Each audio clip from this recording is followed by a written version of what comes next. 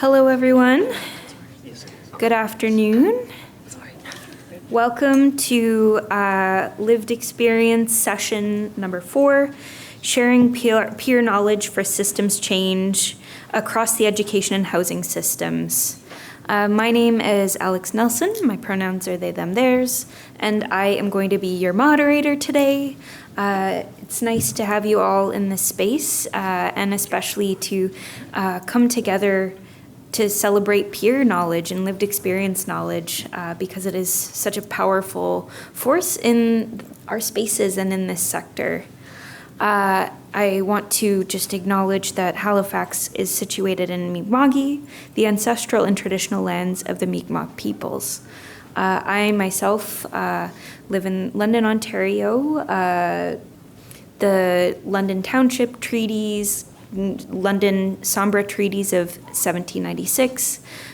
We all come from different places, and I am an uninvited guest here, but I'm very, very grateful to be here. And I hope that we can all hold in our brains and in our hearts that we need to honor our relationships to land and all of the different things that we need to do to enact justice in our spaces. And welcome to this session. We have some amazing presentations for you today. I'm going to begin by welcoming up our presenters. Sorry. We're switching the order a little bit, but our first presentation is Living Experiences of Post-Secondary Student Homelessness. And I welcome our presenters, and you can come on up.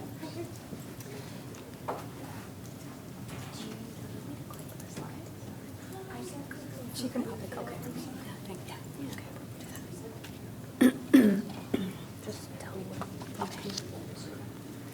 All right, welcome everyone. It's great to be here with everyone. I feel the energy in the rooms when I'm in spaces, especially in our large ballroom space, 1,700 people together to endeavor on this huge challenge that we're all faced with. But I feel the love in the space, so I just wanted to acknowledge that. And thank you for choosing our sessions here today.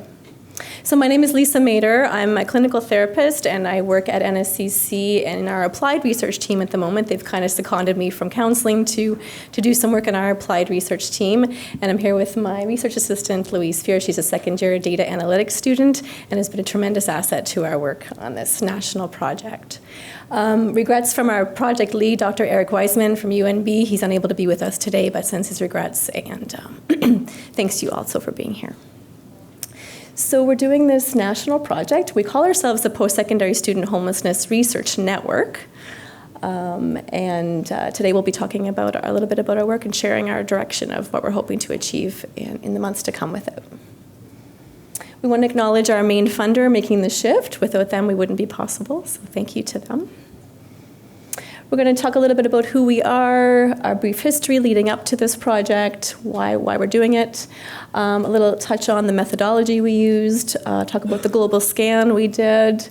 Louise is going to share with you some of the distribution and demographics from our data, our student interview versus our staff interview perspective from the data, recommendations from the work that we've done so far, and hopefully some next steps. So who we are, so we're NSCC on the East Coast, also with UNB, our lead researcher, Dr. Eric Wiseman. We've engaged UTIL to help us a little bit. They're with a Montreal nonprofit group looking at student housing solutions. We have Lakehead University, University of Alberta, Red Deer Polytechnic, University of Calgary, and we've just added in University of Northern British Columbia to our team. So why do this work? Well, there's not a lot of work in post-secondary student homelessness. There's not a lot of qualitative data out there. So a lot of the work that has been done has been sort of the primary to grade 12 population. So as people working in post-secondary, we're feeling the need to dig deeply, a little more deeply, as this problem is growing and growing and growing. But way back, and even before 2018, 2017, Dr. Eric Wiseman was a sociology professor lecturer at Red Deer, and he would share his personal lived experience story of going in and telling his class, where he came from and some of the challenges he had living as a homeless person during his studies as a PhD student, and his struggle with some addiction as well. So when he shared his story, other students would come out and come up to him afterwards and slowly, one by one, would share their story with him. So he began to wonder, well, how prevalent is this issue? So with another professor, Dr. Krista Robson, he and she put together some early survey work at Red Deer and also University of Calgary. They expanded to the University of New Brunswick and Lakehead, and together they had about a student sample of about 750 student surveys. And at that time, it indicated about 4 to 6% of the student population were living with some kind of housing precarity at that time. And then that work expanded. We needed a bigger sample, so UTL surveyed about 18,500 students across Canada. We don't have a large uptake in Atlantic Canada for that survey, which is a little bit of a gap, but they also confirmed the data that about 5% of students were dealing with housing precarity at that time. Meanwhile, while they were all doing that work, I, in a little tiny town here in Halifax, was doing my own housing needs report and survey here from our metro, three metro campuses in the 3 years prior to 2018, and I had 1,600 people respond to that survey. So the NSCC students cared about housing, even way back then. So we have a lot of data there to sift through, and I was really, really interested in the emergency housing responses. And at that point, we had about 178 students who would have used an emergency housing program if we had had one at that time. And when I dug further into the data and mined it a little bit more closely, 70% of that group did not finish their studies at NSCC. So then I got a big green light to go ahead and pilot the emergency housing program, which I'm proud to say still exists today, and we're expanding it across the province to our 13 campuses. So that's one little achievement that I'm proud of, but the larger network, we're looking at best practices with students facing homelessness, and that's just a little piece of the work that I've done at NSCC.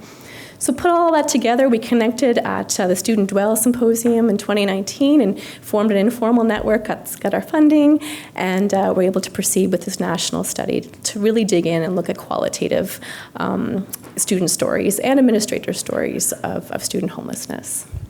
And we're also doing a global scan as well.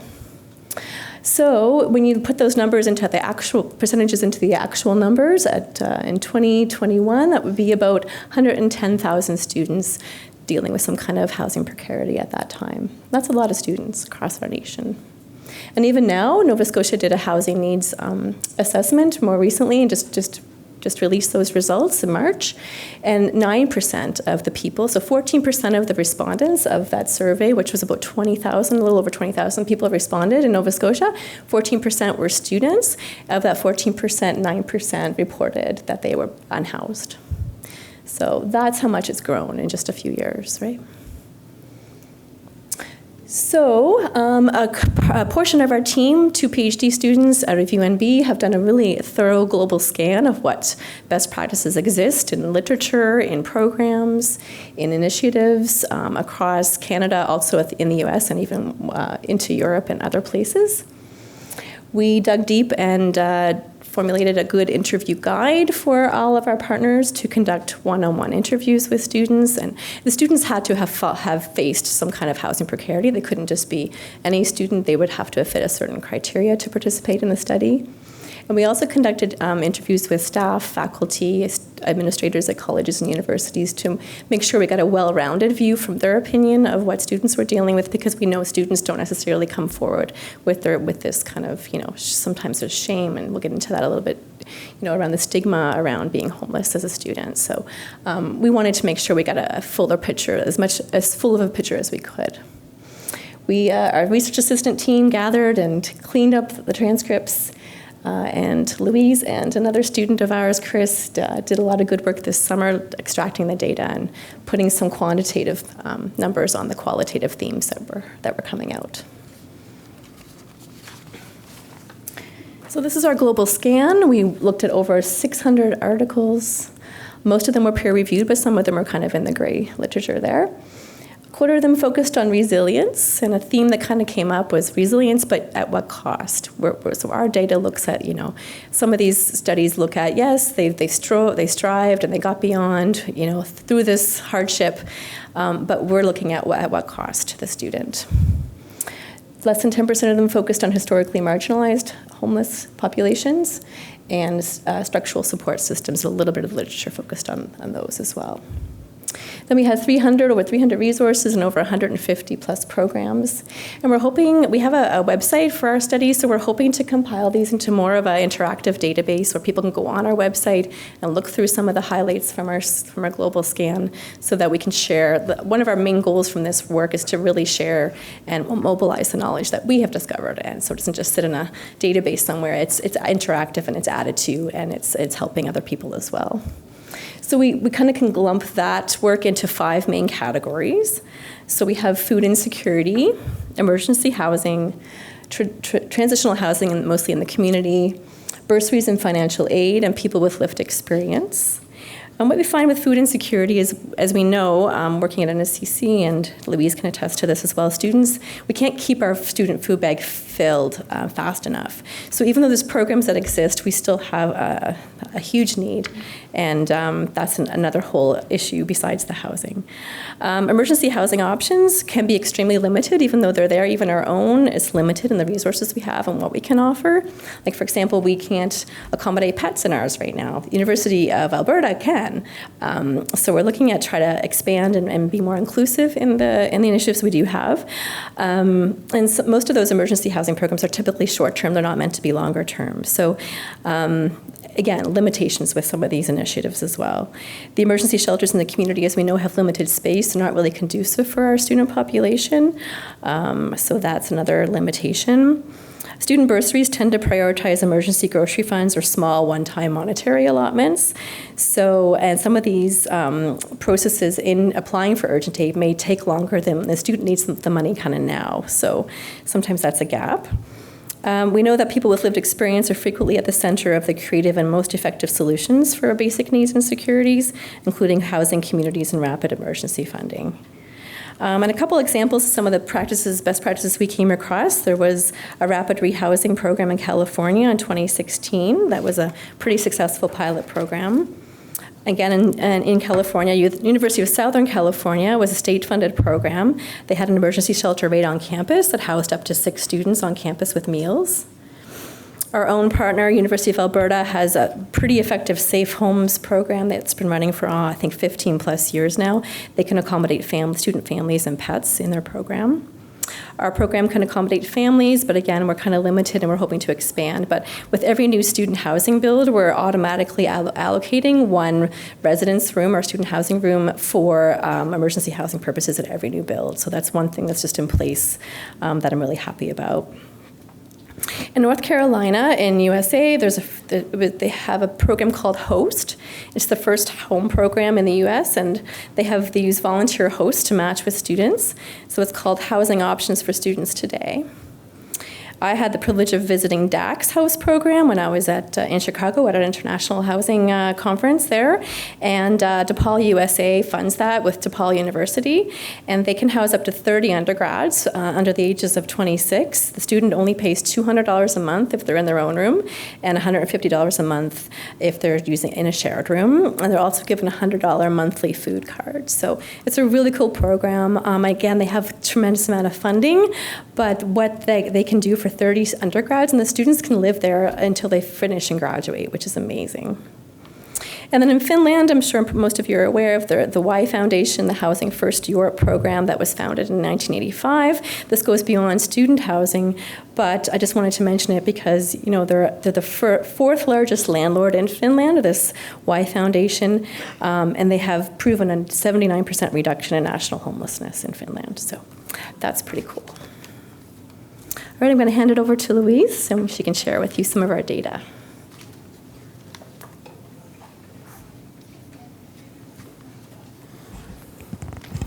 All right, so now that you have a bit of background on why they started this research project, I can kind of pick up where I sort of started back in the summer.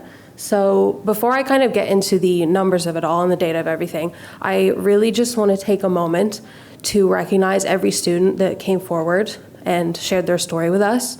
It tends to get lost, especially in these bigger sample sizes. We tend to look at people like numbers, and sometimes we kind of forget that these are actual stories that people are going through. So this is a quote from a student here in Nova Scotia that attended NSCC, and this was only from last year. And this student was sleeping in a tent with their ex-boyfriend at the time while they were trying to complete their studies. So I really just want to highlight that before I kind of start generalizing our national results, because I think it's really important to highlight. So this was our distribution of transcripts, and I just want to note that our project consists of a convenience sample. So we had a poster, and we just kind of said, those who want to take part, come and speak to us, come and get in contact. So we had about 117 interviews and transcripts, and 65 of them were students, and 52 of them were staff. So we did this to kind of remain as neutral as possible and just sort of let the stories and the experiences speak for themselves. So when thinking about our research project, our goal was really not to produce a nationwide generalization of homelessness statistics, but rather we wanted to develop specific plans and tools for each of the 5 institutes that were a part of this project. So understanding our convenience sample, some of the immediate trends that we saw were an overwhelming 72% of the respondents identified as female. So this is mirrored in the Nova Scotia provincial housing strategy that Lisa also mentioned, where they also had about 70% of respondents were also female. So clearly we have a lack of male representation. I think that's a pretty fair thing to say. And this is something that, given the opportunity, we would love to look into this more. We know that there's stereotypes and stigma against men coming forward and telling their stories and being vulnerable, but we don't really know exactly why, because we're not getting the male respondents. So 66% of students self-identified as a visible minority.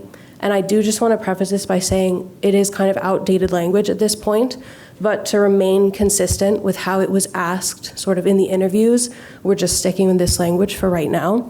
But it's also important to recognize that only a very small portion identified as Indigenous or First Nations. So again, in this sample, it's not a good representation. We know that they're overrepresented in general, but we don't see that here in post-secondary, and that's something that we're trying to figure out why. Similarly, 46% identified as heterosexual, and 15% identified as bisexual. But again, this is a real underrepresentation of the entire 2S LGBTQIA+ community. We just don't have the numbers, especially regarding trans youth who are particularly at risk. And finally, I just want to note as well that 45% of our students at the time of the interview were aged between 25 to 34. So it's important to note that when these people were coming forward, they had already gotten past this experience and they were retelling their story. We didn't have that many students who were currently going through something telling us their story at the time. This was all, oh, well, I got through it, so I'll come forward and tell you now. So that's really important to recognize here. We also had about a third of our students who had previously attended a post-secondary institute and did not graduate from that institute before they came and interviewed with us. So I think a large part of the barriers that kind of exist around homelessness really begin with the lack of knowledge about what it really is, what the definition is. There's a lot of stigma and stereotypes about what homelessness looks like, but homelessness exists on this sliding scale that kind of ranges from insecurely housed to being completely unhoused on the other end. So it's really important to note the 40% of our students identified with hidden homelessness. So that's couch surfing, staying with friends and family, that type of thing. And because of this, they usually don't access many homeless supports, and they also don't show in many statistics regarding homelessness because it's hard to find them, it's hard to define them, and typically they don't come forward because they aren't unsheltered, so they don't feel like they count as actual homelessness. Similarly, we had about a quarter of students identified as at risk of homelessness. And these interviews were done kind of at the peak of COVID. So I also think it's safe to say that if we redid this now, we would probably see that at risk of homelessness would go up quite a bit.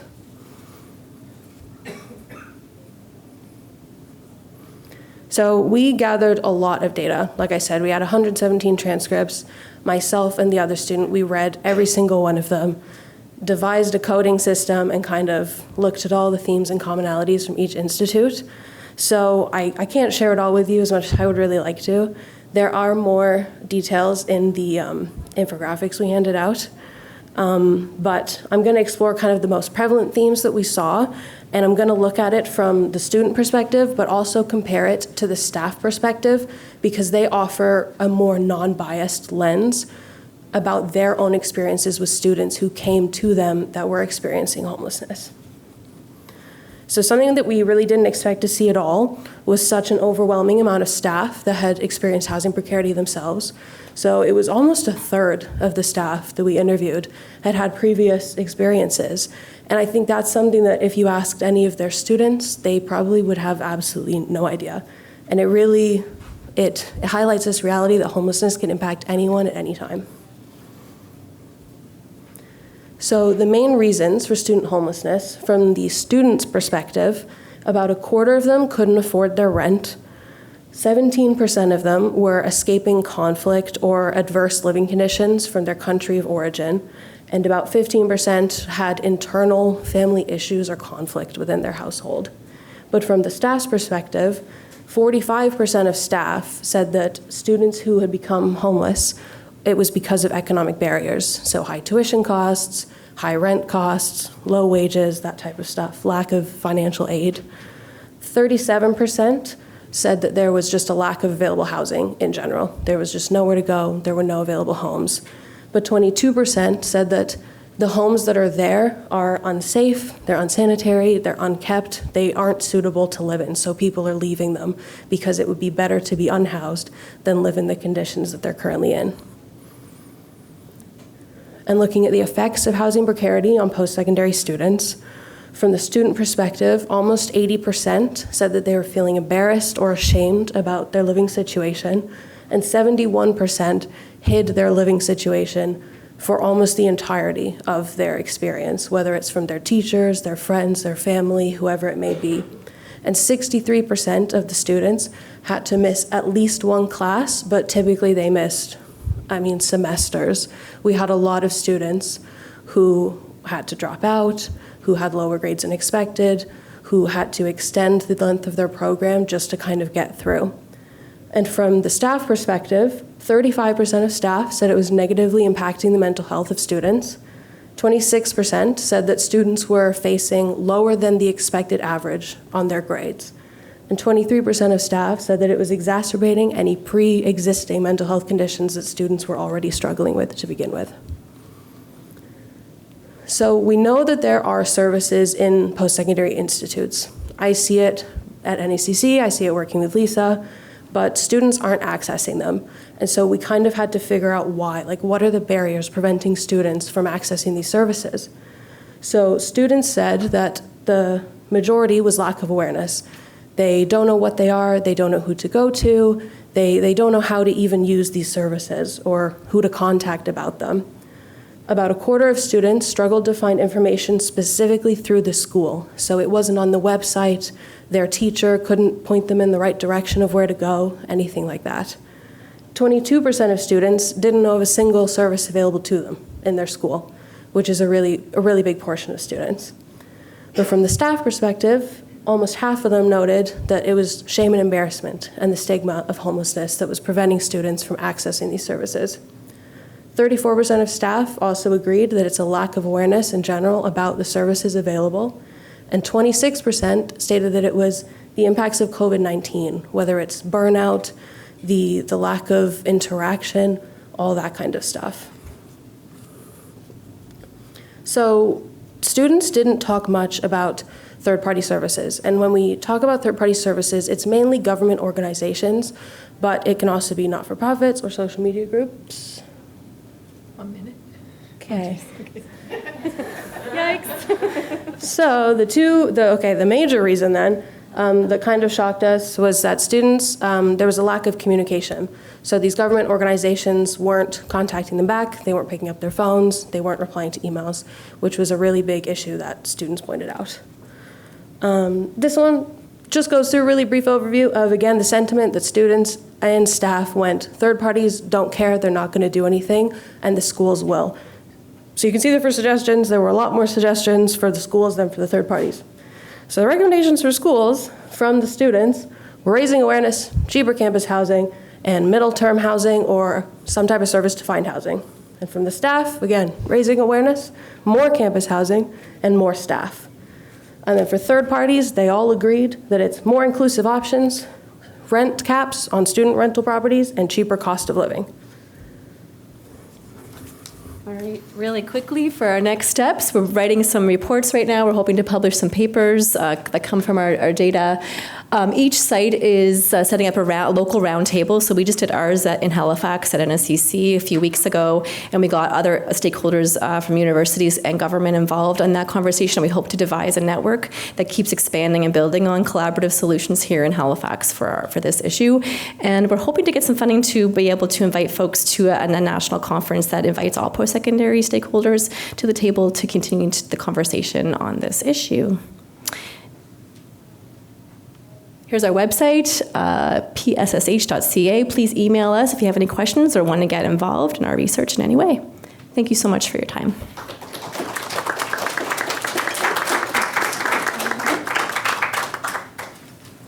All right, thank you so much for our first presenters.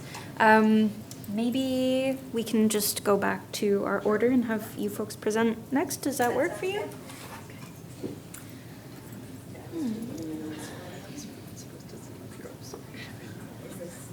Oh, no, this is meant for presenters.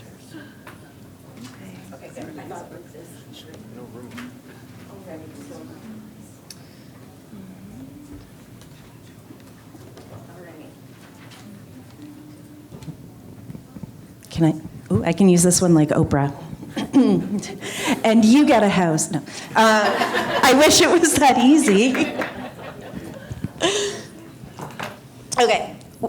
I'm just going to start talking because I. Do I even need this? Can I Ashley? Yeah, for the you need it? Okay. Oh, you need it for the virtual. All right, then I will continue my Oprah impersonation. So I'm going to start while they're getting everything up and running on the PowerPoint. And I wanted to say thank you so much and welcome and congratulations for making it here. I thought I was going to say congratulations because it's always hard to make it to the last panel on the first day.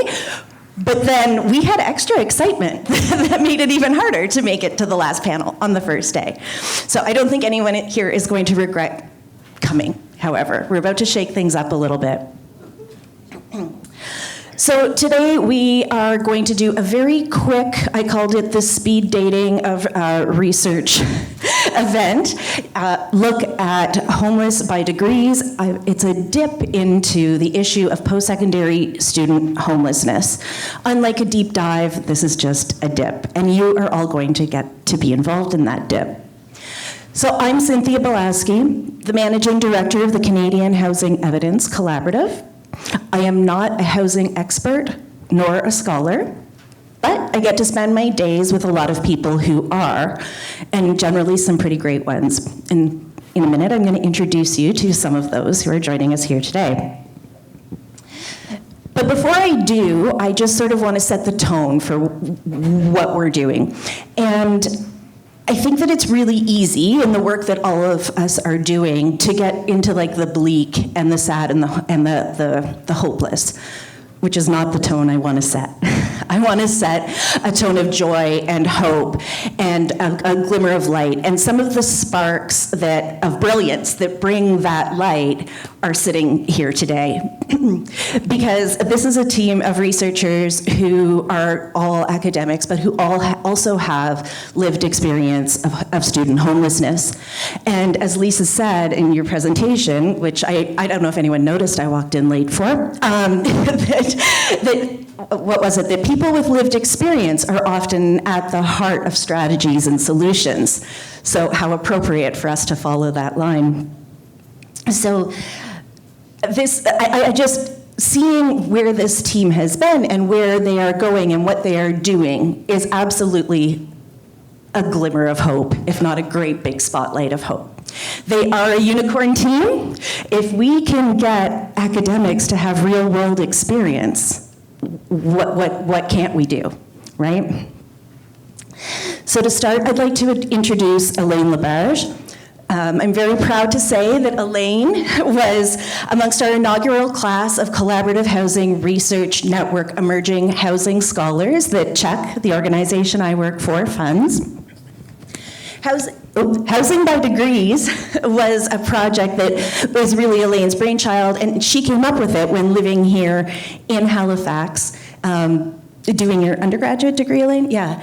And so there's kind of this poetic symmetry to us kicking off and dipping into the project here today.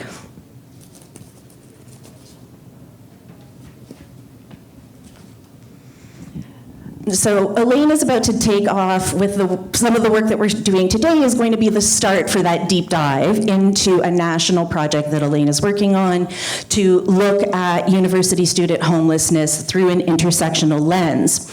So she will look at a whole host of factors that impact students' housing, indigeneity, race, gender, family status, disability, social class, and poverty.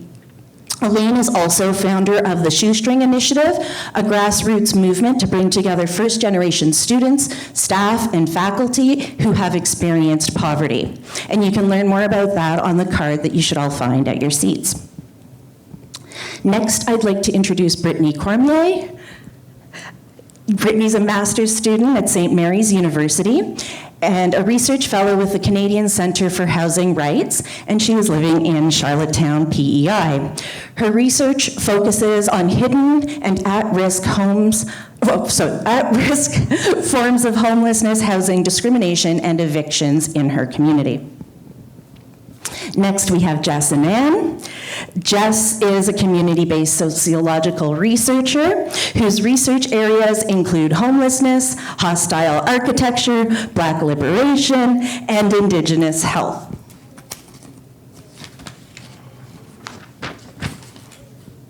Equity.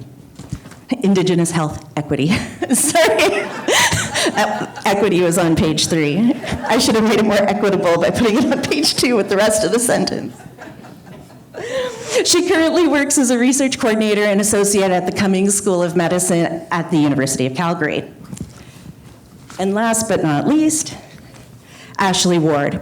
Ashley is an interdisciplinary scientist and program evaluator. She has lived experience of homelessness, madness, and addictions. Her PhD is in psychological science from Toronto Metropolitan University. She works for a social innovation lab called Making the Shift, which is co-owned and operated by the Canadian Observatory on Homelessness at York University and Away Home Canada. Her area of research focuses on youth homelessness prevention and understanding what and how intervention models work to bring youth out of homelessness. So this team is going to be in and around the room as we go through the workshop that, like I said, is going to be a speed dating version of research. So all of you will have worksheets and pens at your seats.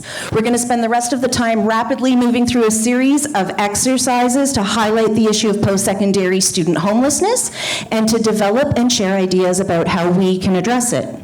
Please use this as an opportunity to think big. There are definitely no wrong answers. And the research on this actually shows that this kind of fast-paced, forced thinking of solutions is really good to spur your creativity. So why not? Let's have a go. All right. Are we not able to move? Okay, I'm going to just read the slide off of the computer screen then. I think you can all remember it, and I believe it's written on your sheet as well. Let's try this. Why is it not updating? Can I borrow a sheet, Elaine, just to read it off? All right. Okay, so everyone has their sheet. Step 1, graphic jam. This is a quick one. You've got 3 minutes to sketch it out. What does higher education student homelessness mean to you? Just express whatever comes to mind. You can use words, but really try and use art. We want to see a picture, and nobody is going to be maybe a Picasso, but not Picasso's okay, but maybe not one of the realists. So, yeah, 3 minutes.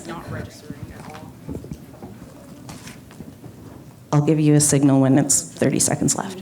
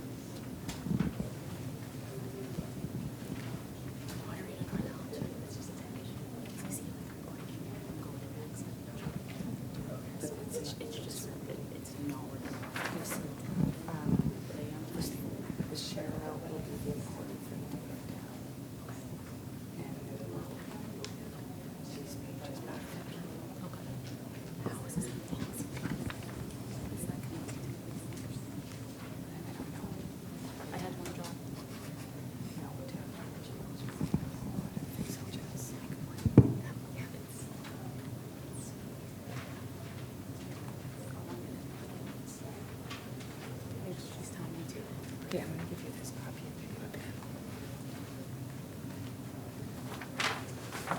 Oh, Ellie, I have a pen. I have a pen.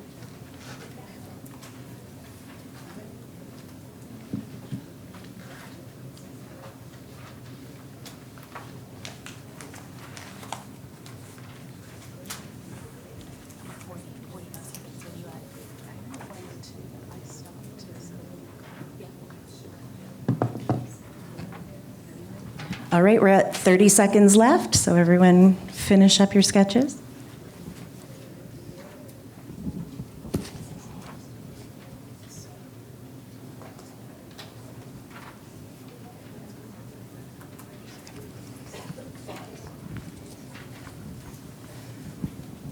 So just before the timer goes off, you can keep finishing writing. I just want to say we are transcribing what people are saying here today. So if you're not comfortable with being in the transcription, but you do want to talk to us about what you've written or anything else, please do catch one of the team later for a private conversation, and we'll just save the conversation for then.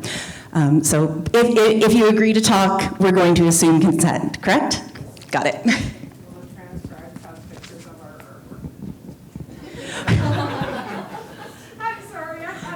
Do you want to describe your artwork?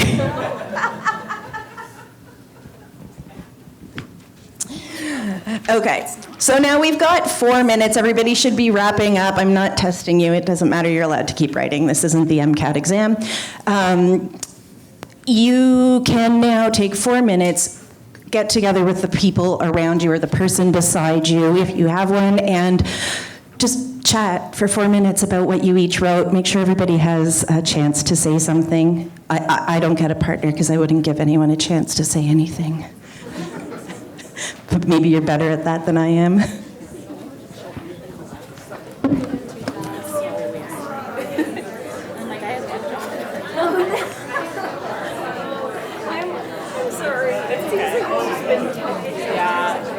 Luckily, it's a straightforward activity, so for narrating is great. But I'm like, wait, what? How is that happening?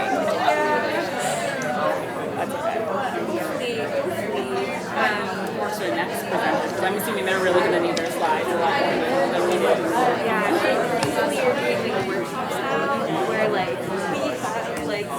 behind the curtain. Is this the slide you want to be on? No, not that one. Okay, before? Yeah, not that. Keep going forward. No, this is the first presentation though. Oh, okay. Oh, yeah, because we had to Got switch it. things around because I was Yeah, so it's this one. That's us. This is it? Yeah. Perfect. One more? Thank you so much. No, that's what I'm here for. Perfect. Thank you. No, my. It should just work. Something got hung up and it was getting confused, but I think we're good now. Okay, thank you so much.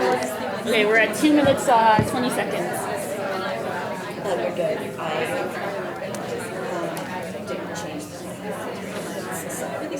yeah, I had 3 minutes. Oh, into the 4, yeah. Okay, all good. That's why there's a 2 of us, right? See, I can't speak in front of people, so it's we work together. We make it happen. Yeah. The thinking part.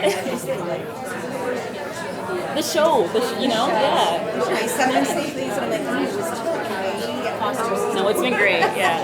I just like trip over my words and it's like stare back into the audience and I'm like, yeah. Like, totally. I'm not afraid to embarrass myself and say sorry. This seems really cool though. This seems like a great presentation and a great group too. I'd love to learn more. I mean, you know. We've got the little QR codes that are linked. Yeah, on the sheets. Oh, all of your slides and your like graphics, I'm like, wow, someone is like professional here. She's a graphic designer as well. Yeah, so she makes all the shoestring stuff too. Yeah. Oh, I love your tattoos. Thank you. Thank you. Oh, that's beautiful. Yeah, I decided after I finished my MA, I'm like, I'm gonna treat myself to getting a partial hand tattoo. Like, Yeah. I've been putting it off, but I'm like, no, like it's my little treat. Oh my mom will hate it, but. and did your mom need it? Yeah, but I think that like because over the years I've been like slowly collecting them, like that I've almost just like beaten her down that she like doesn't care as much as she used to, which sounds really bad. No, my mom's the same. She's like, what are you doing? Yeah. I got a chest tattoo. Oh yeah. And so whenever I go home to visit her, I have to wear turtlenecks. I love turtlenecks, but eventually they're going to go out of style, and I don't know what I'll do. They never go out of style, but I feel you. I still cover up just so we don't have to have the conversation sometimes. Right. Like I know she hates the snake on my foot. She's very like traditional like Indian woman, and she's just like, why would you want a serpent? And I'm like, Oh, I bet that's a cool tattoo though. Okay, there's 10 seconds left. If I were you, I would hate me by now.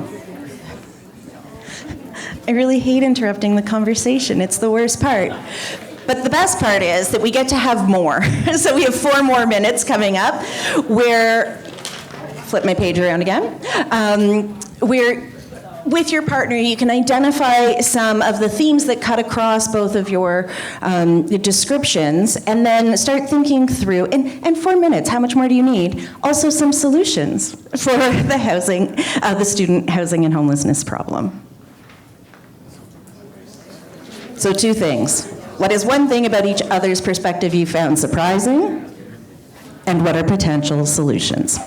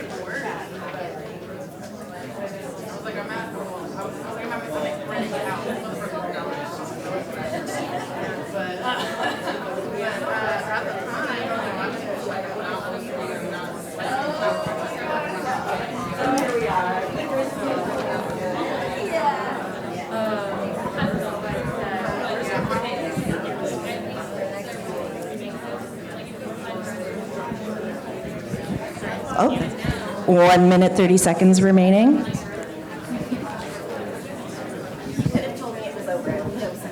No, like, there's no way I could like internally, yeah. I also just have time blindness in general, so there's absolutely no way.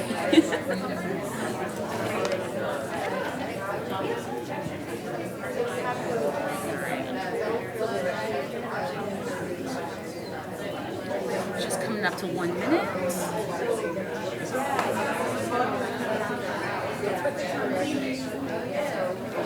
Do you want to know 45 seconds or 30 seconds? 30? Okay.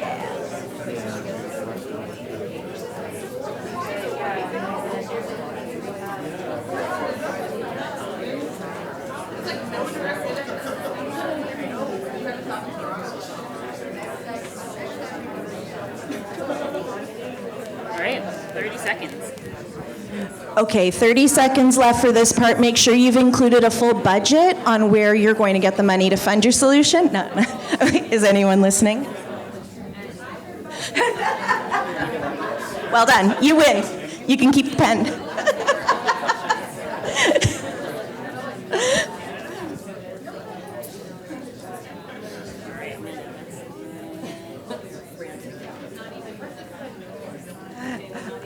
Okay, so we're going to reconvene, and again, I'm not going to take that much airtime because now it is time to share out. So this is the part where, like, if you don't want us to record what you're saying, then talk to us later.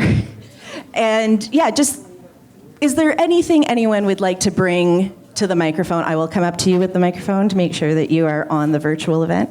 Oh, right on. I thought I was going to have to come up with stuff. I had a tap dance.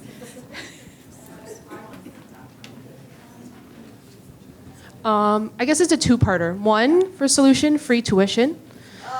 And then loan forgiveness. So for students who have successfully completed their post-grad, they can also have the space to breathe while also pursuing what you went to school for so many years. But at the same time, we still can be adults, we'll pay bills, but loan forgiveness and free tuition, I'm gonna snap to that.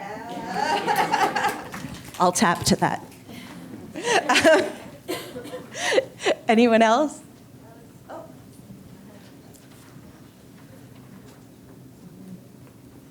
Yeah, I think too that, you know, when people graduate to go off into their world, I think you should have supports and even housing, even up to like a year beyond, because, you know, a lot of people, they get the education and then nothing, or their struggles are still there and you don't have the support, so now you're on your own. So yeah.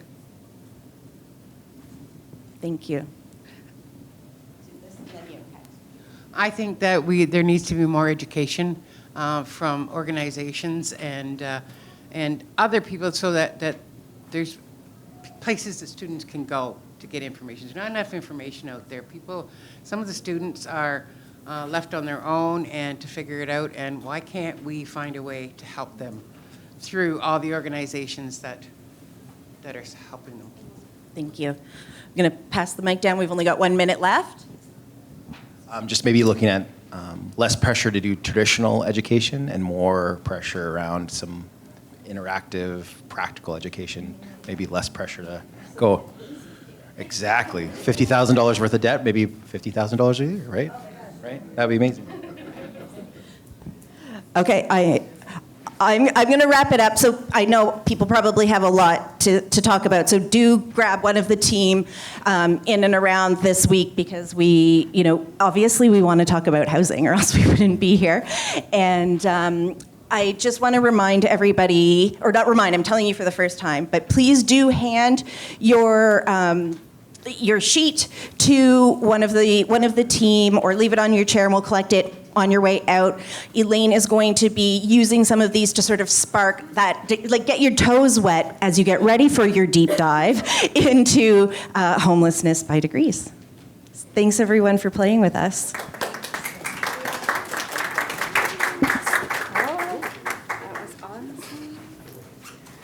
All right, thank you so much. I hope everyone's feeling really energized by that session. It's always nice to have some collective talking, brainstorming. But I'll just remind everyone that if you have questions, we'll save those for the end. We're definitely going to have time for really good discussion, so make sure you're writing down your thoughts and questions. And since we were already running 15 minutes late from our last session, from our lunch plenary, we are going to wrap up at 5:15, so we still have a bit more time together today. So I'll just get presentation switched over for you folks.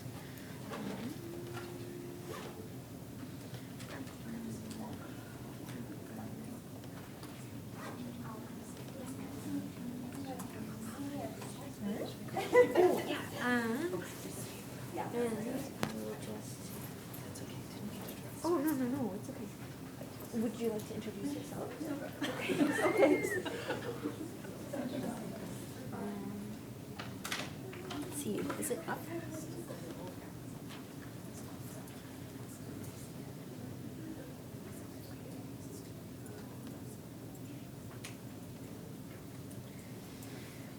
Okay, I would like to invite our final speakers of the day. Peer Connect Toronto, a pilot program with tenants changing the landscape in Canadian supportive housing.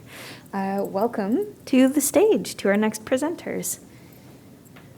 And I will click the All right, thank you so much. We'll say, oh, Sean, are you going to be there?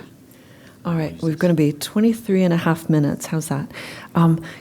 It's really, we're making a transition now to a different subject, and I just want to say, youth are our future. And I was at an AGM last night, and it was a peer support umbrella organization from Ontario, and someone said, we have to start, when we're fixing systems, because we're all fixing systems here, we have to start at the top of the waterfall, not at the bottom of the waterfall. And we're going to talk about helping people in housing who have fallen down, and they're at rock bottom.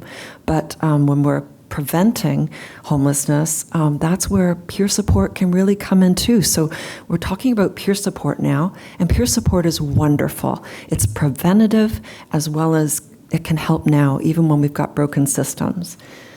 So I'll just start. Welcome everyone to Peer Connect TO. I'm Elizabeth Tremblay. And I'm Sean Lewick. And we're going to be walking you through a first-of-its-kind pilot project in Canada to change our landscape in housing environments, including transition houses, supportive housing, and rent-geared-to-income permanent housing. I've been in the role as the program coordinator and peer supervisor during the Peer Connect TO pilot project, and in these roles I've been actively using my lived experience to help develop the program, having exited from homelessness 4 years ago and beginning Mentor Mentee Canada, where I advocate for peer support and employment. And my role in Peer Connect TO is a tenant peer navigator, or what we refer to as a peer connector. Working in 6 program buildings, supporting other tenants like myself who have exited from complex homelessness and are still living with trauma that often includes stigma, health challenges, and isolation. And I help to connect them to the supports that they need, the relationships that they need to further recover from what we call ongoing homelessness that can happen even after a fresh start in housing. Peer connectors fill the gaps and disconnects in supportive housing environments. They've been the missing component. They've been the missing complement role for both tenants and staff. So we're glad to be here to share our program's success, for you to duplicate and adapt in your own organizations, because every organization needs peer support. That includes universities. A slide. Our pilot wouldn't have been possible without Melody Lee, who's the executive director at Homeless Connect Toronto and our courageous leader.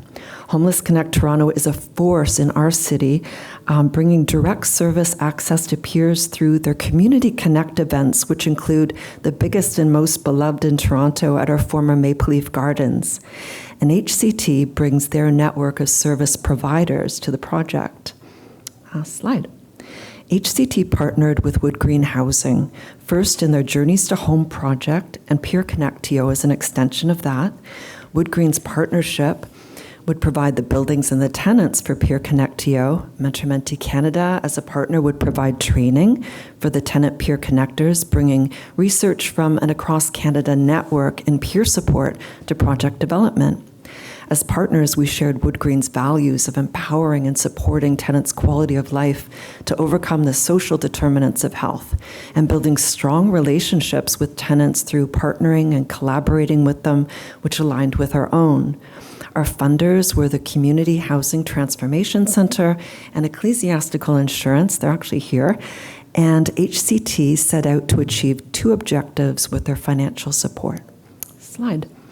First, to increase and promote tenant access to information to sustain being housed, and second, to build tenant capacity around housing decisions and responsibilities.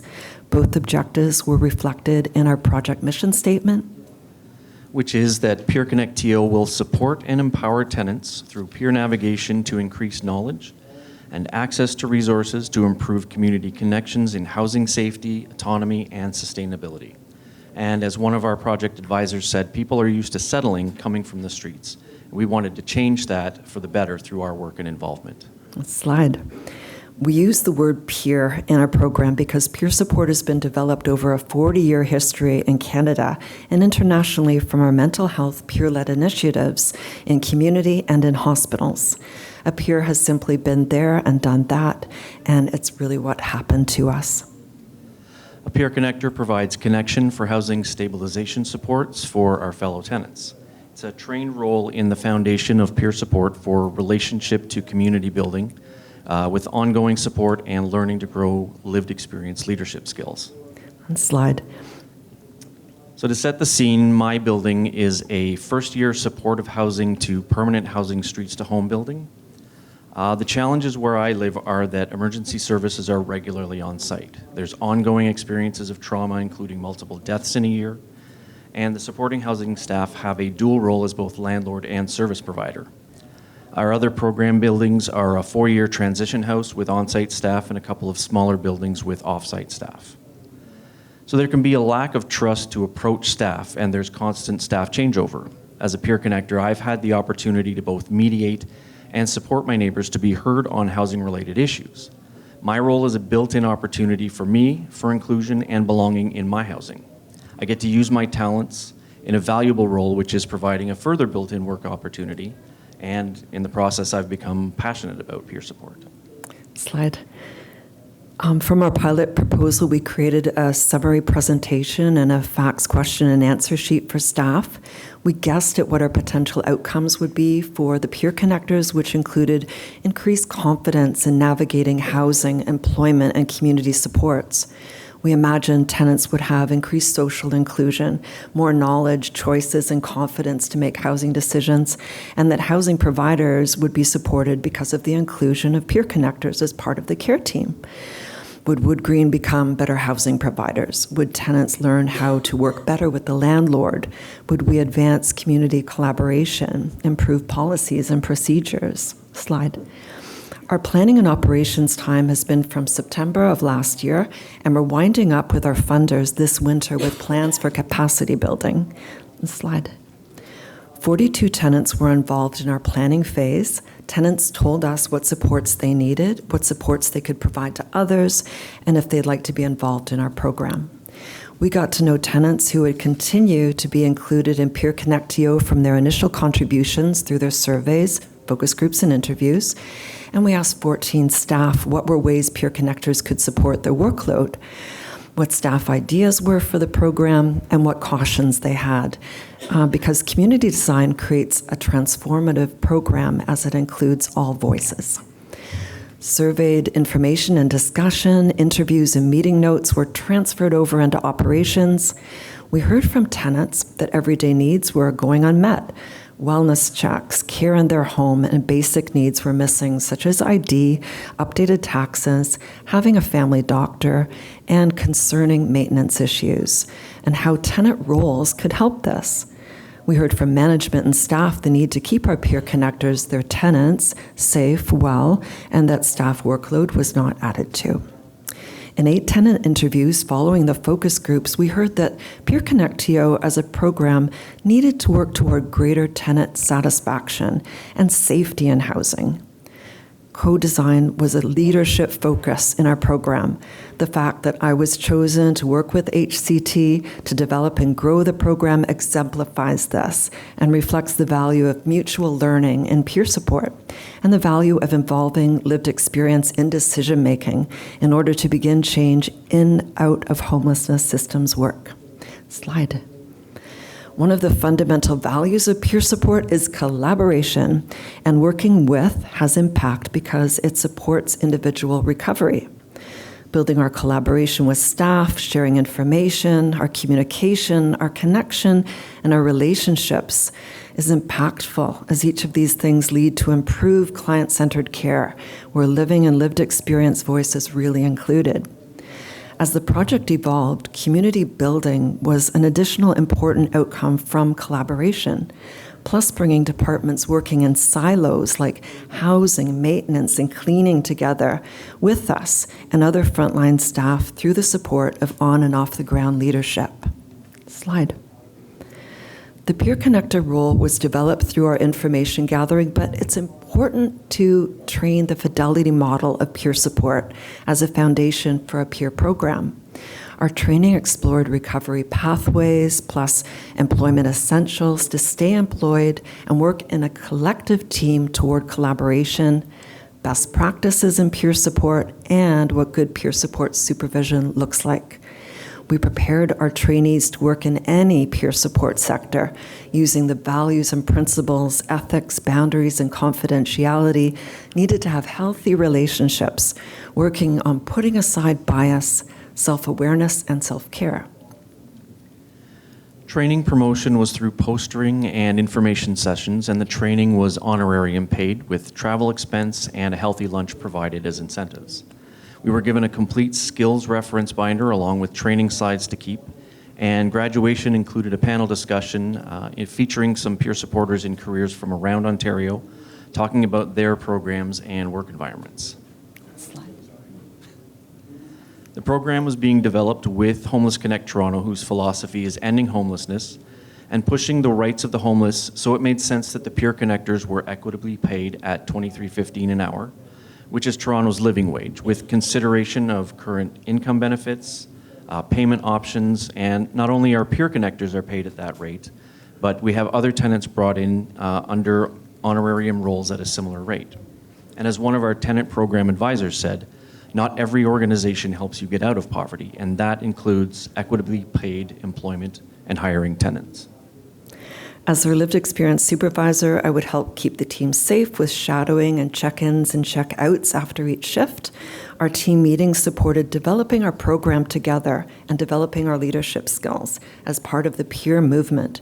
And we had alternating community of practice meetings to further develop skills, training to transition to online documentation tracking.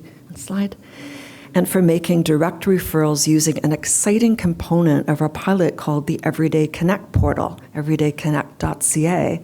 It's a great new Toronto resource hub for peers plus staff. Slide. We put together a handbook for staff that was intended for new incoming staff as an introduction about Peer Connectio.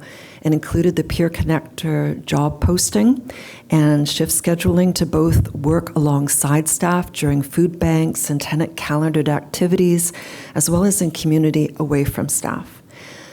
The job description included our philosophy of empowering and supporting peer wellness goals, demonstrating our self-supports, and coming into the role with our resilience and a transitional and transformative approach. We would do accompaniment to health and social service supports, navigate systems, support access, and act as a team in experiences of crisis. Next slide. Tenants from each of the 3 buildings were a part of our hiring panel to help in decision-making alongside management, Melody, and myself. And we developed documentation based on an innovative peer-led outreach program. And we want to thank the Greater Victoria Coalition to End Homelessness for sharing their documentation with us to adapt to be assured that our peers were in charge every step of the way regarding consents and regarding intake information in their own words. And our documentation reflected the values and principles of peer support as a checklist to refer to during one-on-one support with our peers. and peer values are included in the Peer Connect TO Code of Conduct. Policies and procedures, which we adapted from Wood Green Zone, are included as well. And we peer connectors carry a pouch with all of this documentation at hand, including steps to introduce the program when we do outreach and steps for first meetings with our peers. Slide. So to begin operations, we did door knocks to reach those isolating, as well as a door drop of posters with our contact information for peers to have on hand right in their homes.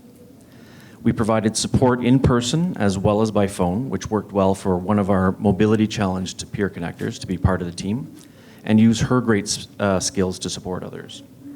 Client matching became intuitive because of the natural rapport that we had in speaking with our peers at our outreach tables. And peers could change their peer connector and continue or stop support as needed.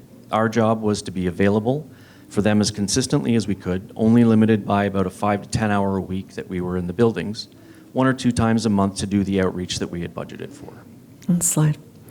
The peer connectors and myself brought our engagement results to staff team meetings to share circle of care information and ask who and how we could further help, especially those we weren't reaching. To implement ongoing improvements, we did an early evaluation, and it showed positive results from supporting tenants through mental health and wellness, connecting them to employment, doctor appointments, online supports, and much more. The evaluation showed peers wanting more program awareness in their buildings and more time with their peer connectors. We shared the evaluation with our advisors, and the recommendations include peers having more personal agency to reach out to individual peer connectors themselves, and to increase tenant voice through the program in building safety and maintenance advocacy. Next slide. We had organization emails and posted our direct contact information along with our unique skills and specialties so peers could reach out to us when they were ready.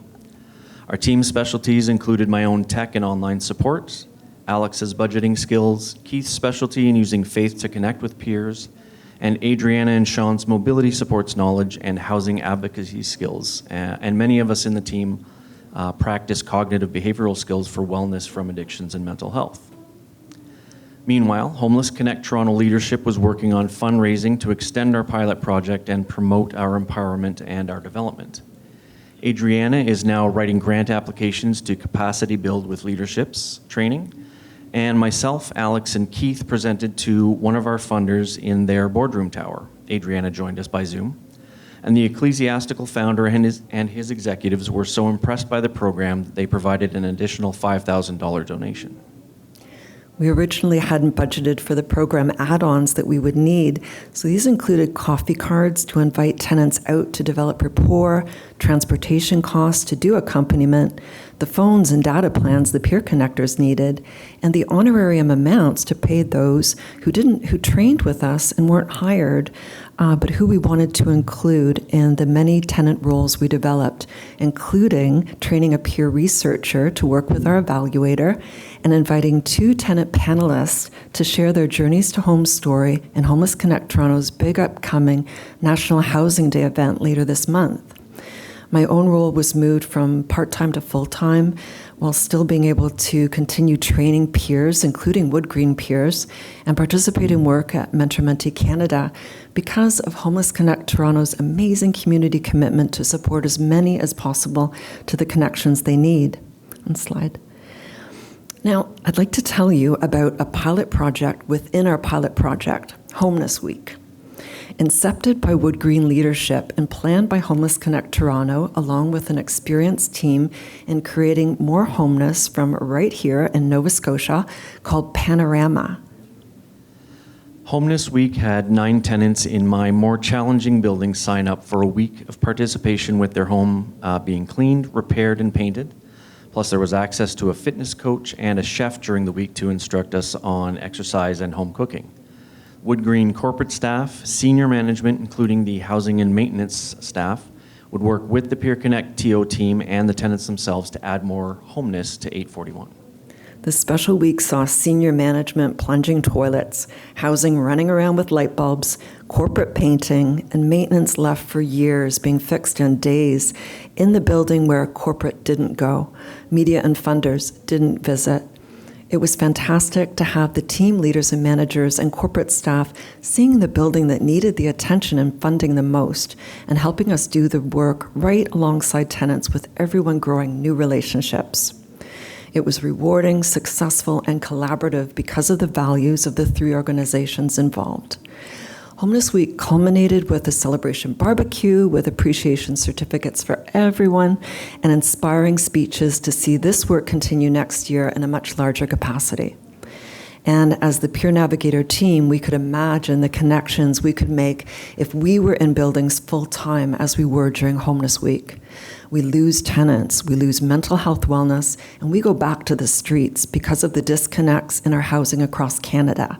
And bringing the maintenance and housing teams into the units with team and management leads to work with the tenants made a lasting memory and a big impact that week. Slide. But our collaboration had challenges. During the summer, the co-planned Peer Connect TO staff meetings with our partner came to a halt under Wood Green's new management. They were in transition with an office relocation and more staff changeovers. And with new staffing pressures and cautions, our program schedule was asked to change. So we weren't working with staff or alongside their activities any longer. And there was a breakdown in communication. Shared program information we provided to Wood Green offices went missing. 2 managers we had co-designed with were now gone, and 2 of our outreach shifts in the 841 building we were so excited to get back to after Homeless Week were canceled. HCT's leadership advocated for our shifts, and we worked toward building new staff relationships, reintroducing the Peer Connect TO program through monthly manager meetings, and then bringing our tenant talk information with us to management, gathered from tenant stories where the peers told us about the maintenance, security, trust, and care issues they were experiencing. We shared the evidence that trauma-informed communication was needed when in crisis as a vulnerable person/tenant, not benefiting from disempowering communication. We shared that tenant concerns for safety and security regarding theft and regarding maintenance needs, how broken elevators with mobility challenges in the buildings affected mental health wellness, and how understanding Wood Green's processes was important regarding building transfers and filling out police reports. Slide. And we bought solutions from tenants for practical and actionable ideas, such as training staff in more supportive communication, having tenants sign off on completed work orders, and utilizing tenant skills and roles that would support maintenance. Slide. And where peer connectors themselves could help, such as at individual tenant meetings to help support staff housing goals with their tenants, and for prevention of trauma and loss due to extreme cleans, and for grief and loss peer support. Slide. Our second evaluation, done through peer surveys and interviews, along with our tracking, showed that our program intake numbers had plateaued over the summer months with the program schedule pivots. Supportive recovery goals continued to be number 1 in the main type of help the peer connectors provided. And we supported those who had reached out to us, and next turned to community building in the fall, the early fall, through program adaptations to bring more tenants together and build trust with those harder to reach. Slide. So we added a music performance where I brought my keyboard and played some songs, and the tenants started singing and playing along with me in one of the buildings that's most affected by tenant dissatisfaction and mental health unwellness. A fall Dreamcatcher workshop had the same good effect of uplifting community wellness in a harder inner city building. And soon we will have a men's group in the all-male transition house and a substance users versus non-substance users peer meeting planned at other buildings where we hope to promote tenant relationships through conversations and increased understanding. Slide. We listened to new staff needs through our managers' meetings. In response, we opened wide the communication channels that had faltered over the summer, staff changeovers. We provided our shared consents with staff. We committed to honoring their individual schedule needs and to share biweekly email updates with new management who supported and valued our program and advocated for it with the still cautious staff. for it to continue and grow by bringing together new department team members to build our relationships and work with them as well. One slide. In innovating together, we hope for an evolution of Homeless Week, involving more lived experience people in the work that needs to be done. By having Peer Connectio, we've supported more people at Wood Green to have more connection, and we hope better lives through their voice being heard. We've just had our third evaluation, one slide, and we're now supporting actually 45 tenants and have had over 500 connections, including helping to prevent housing eviction, closing the gaps for peers to access the healthcare and the support they need for their experiences of trauma. And we've connected peers to more opportunities through our program and through the Everyday Connect portal and through the Peer Connectors. One slide. We hope to keep the connection going, everybody. Here's our program email address, and our thanks to the Greater Victoria Coalition to End Homelessness again, and to the Downtown East Side SRO Collaborative in Vancouver. And please keep in touch about our shared program webinar coming up to hear much more about innovative peer programs in Canada and where we can all hope to go in housing system recovery from here. Thanks, everybody.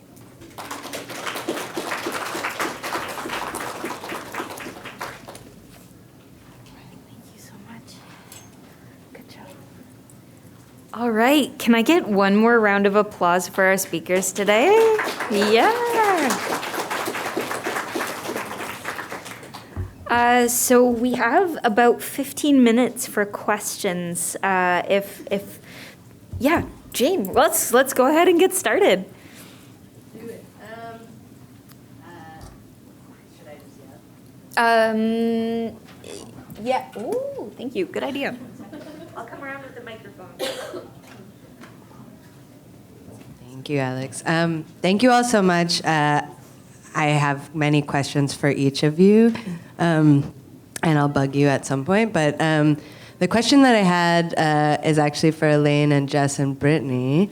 And you can tell me to screw off if you did this intentionally, but I know each of you do work in this sector, in this field, and so I'm wondering, as we were sharing with you, if you could each maybe share a bit about your work and how you come into this issue, and maybe, yeah, some thoughts on this yourselves, because you were very quiet. And I know you're all doing it.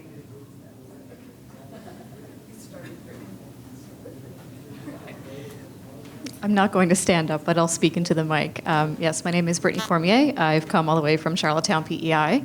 And to give you just a bit of an overview, I wear many hats, so I'm currently a master's student finishing up my research. I've done qualitative interviews on homelessness in my community, and I'm a research fellow at the Canadian Centre for Housing Rights, and so I'm doing a study where I'm looking at housing discrimination experienced by tenants in the rental sector.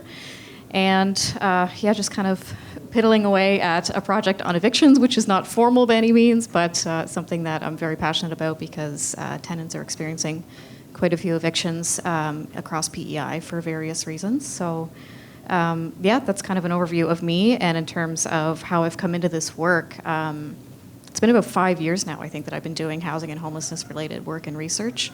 I've experienced hidden homelessness myself as a post-secondary student during my undergraduate degree. And I was just speaking with, I'm sorry, I didn't catch your name when I was doing the activity. It was so nice to meet you. Just talking about how I remember, my living situation. I technically had a roof over my head, but it was extremely precarious. It was not a healthy environment. And I just remember kind of sitting and doing my schoolwork as best as I could over that 2 years. And looking out this window that I was sitting at a desk at and just kind of imagining what my life would be like and would it ever be anything else other than that situation. And I'm just like floored to be sitting here and hearing everybody else's presentations, and it's just an honor. So that's kind of how I've come into this space with the lived experience. Yeah. Jess, do you want to go next? Okay. Hi, everyone. I'm Jess Annan from Calgary, Alberta. I think I remember your question. I'm going to try to address it as best as possible, but my research kind of takes on a bunch of different areas. So my master's research was on hostile architecture. So I collaborated with 4 people with lived and living experiences of homelessness in Calgary, Alberta, and we looked at like the way structures are made to not be inclusive to all, specifically like contingent on whether you have a home or like the means to like buy a coffee and hang out or something like that. So, and like what sorts of things that they would like to see, like adaptable, inviting places that like, of course, you don't want people living on the streets, but being able to make like urban furniture that is more amenable to people in those situations. And currently I do work at the University of Calgary, Cummings School of Medicine, family health, but it's all Indigenous health equity. And sociologist by training, so a lot of what I look at is the social determinants of health, and of course housing being one of them. So then coming from like hostile architecture research to this new space, I'm kind of more wanting to, or really interested right now in exploring like different configurations of housing, I guess. So one of the things that comes up with Indigenous folks is like maybe being kicked out of the housing that you are able to find if you've been precariously housed before, but then getting kicked out because you invited over people like who are part of your family. You have larger families, intergenerational, multi-generational housing. So really kind of interested in like radical new ways of like reconfiguring cities to like meet the needs of really diverse people. So I hope that kind of answers that. Thanks. I never knew I was homeless most of my life. So now I know it was child, youth, adult, and chronically homeless while I was a student trying to get education to escape generational poverty. And when I was in Halifax, how I finished this degree is a miracle because I was chronically homeless, but I just didn't have language. And so in the middle of my PhD, well, the first day of my PhD, several of us had moved from different provinces to Victoria to do our graduate degrees. And we encountered what we had no concept of is a housing crisis, beyond a housing crisis. And collectively we said to the university, you had a responsibility to tell us, because we wouldn't have come. And there was a group of us all from generational poverty. So that's why the social class piece, because how this is impacted on our finances for the rest of our life, the debt loads that we carry, but the trauma of it. So I was 6 years in Victoria, core housing need, living with the fear of being rent-evicted, dem-evicted, sell-evicted, evicted, and the toll that took on my mental health was so extreme, and the impact for my future. So this is where Homeless by Degrees truly did start in Halifax, but it really solidified the need to deal with housing and homelessness throughout my master's and my PhD. Housing and homelessness was a constant theme. I just wasn't ready to face it yet.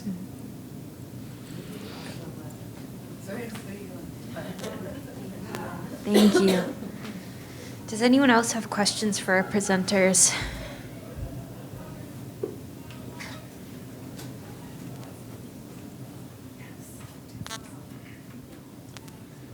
Maybe not so much a question, but more encouragement for advocacy and gaps that we see in the work that we do. We're from Kitchener, Ontario. We have 2 major universities in our region. We work on a mobile primary healthcare team that supports individuals experiencing homelessness. And in the last 4 or 5 years doing this work, we're seeing unprecedented numbers of students attempting to access our supports for primary care, mental health, addiction care, because they can't access the supports that the school systems have for students that are enrolled because they are homeless and they are not enrolled in the term or multiple terms, and it's becoming a huge barrier. So in trying to advocate for increased supports for housing and emergency housing services for students, really pushing to hold the institutions accountable. People pay a lot of money to be at school, and if you're paying that much money, the school should have the responsibility to take care of you, whether you're enrolled or not. Yeah.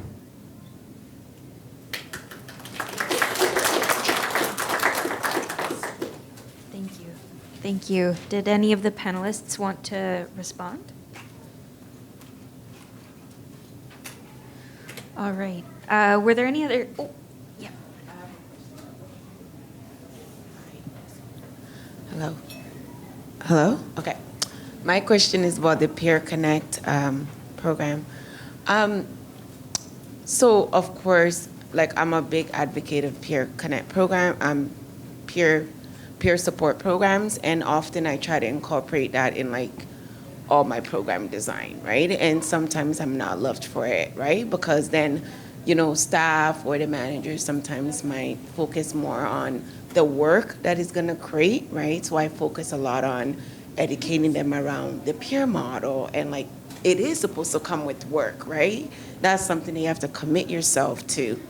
And then the pieces around confidentiality. So I wanted to ask you, with your model, because it's current clients that are in your program, like current tenants that are accessing your service, because a lot of agencies tend to focus on ex-clients as well, like, right? How are you guys able to manage some of the confidential pieces, right? Like, are they, I think I heard you talking about mostly servicing like buildings that maybe you don't live in, but I would like to hear a little bit more around how you guys were able to navigate some of those things, because I will like our programs to more have current clients as well being engaged in that process. Thank you.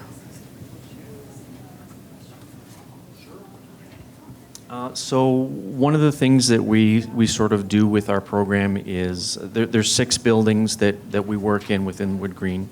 I live in one of them, but I don't, in general, there are exceptions now and then, of course, but in general, I don't work with anybody that's in my building. I only work with people in the other program buildings, and the people from the other program buildings are peers to the people, the tenants in my building. So there is a bit of, I guess, sort of a compartmentalization in that respect, is that, you know, I'm not getting any confidential information about my peers, about my neighbors, I mean.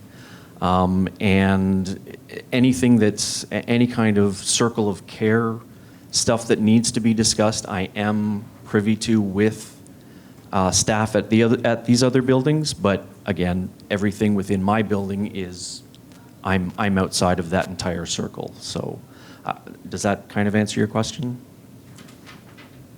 But, you know, Sean will do door knocks, and like, because he knows the people in his building, you know, he'll help with the door knock to introduce, you know, who's ever on shift that day, to come on down and talk, or do they need support right at their door?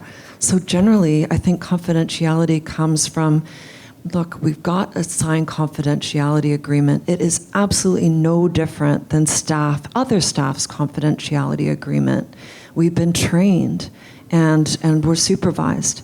And so really there's no difference. And I think the more conversations we have about how lived experience people are solutions in organizations, and how organizations are our employers and have a duty to employ us, you know, the better it will be. We just have to have more conversations about it, because, you know, and then, you know, have the evidence too. Like, here we have a peer program that's been successful. And so, you know, I think that we're building more peer support programs, so hopefully the success will continue. Also, good training. Good training is important. Oh, I think this is our last question of the day. I love what you're doing. I really want to implement it in a project that we're working on in our community. And I'm just wondering again, and you probably mentioned, how did you get the funding? How are you paid? It's leadership's job to fund. So leadership is working hard on funding all the time. So we're going to continue our program. It's only funded till the winter, but hey, Melody's working hard every day to make sure it continues, and it will. And it will grow and expand. So, yeah, I think you're right, it's good to know people. So hopefully leadership in this in your case does too. All right. Thank you so much, everyone. One more round of applause. Yeah. Such important conversations, and we can continue these conversations throughout the week. And if you want to speak to our panelists, I'm sure they're good to stick around for a bit longer to answer any further questions. But thank you. Thank you.